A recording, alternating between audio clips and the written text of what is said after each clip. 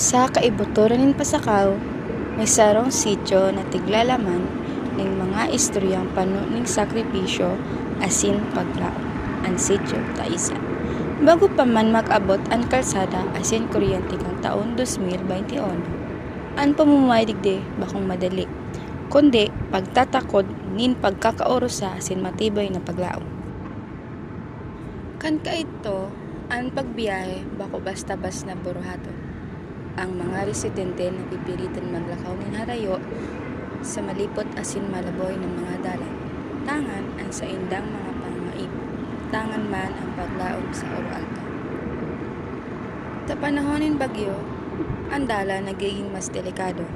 Mahalnas, malapok, asin halos daay na malakawan. Sa kagabian, gasira asin kandila sana ang natatanglaw ng liwanag.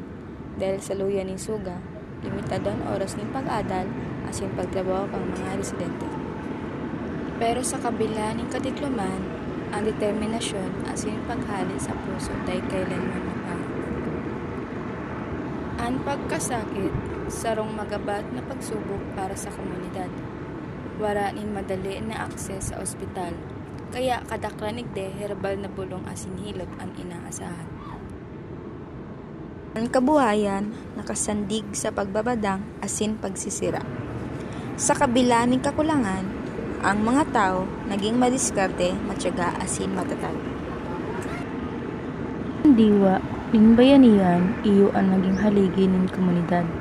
Ang padagos na pagtarabang sa panahon ning kakulangan.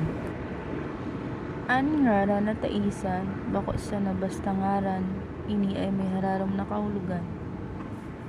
Hali ini sarong lalaki na si Mang Taisa. Panahon nin grabing tag-alang, siya ang nakadiskubre ng bukal na nagtaon ng buhay sa enterong komunidad. Bilang pagtanaw ng utang na loob, pinangaran sa iya ang lugar. 2021, nagbago ang dagos kan buhay sa Sitio Taisa. Nagabot ang kalsada asin kuryente, mga simbolo ng progreso asin kauswagan. Ang edukasyon, komunikasyon, asin pangkabuhayan, naging mas progresibo asin mas maginhawa. Pero kaibahan ng progreso, may kaakibat man ini na pagbabago sa pag-uugali ng mga api.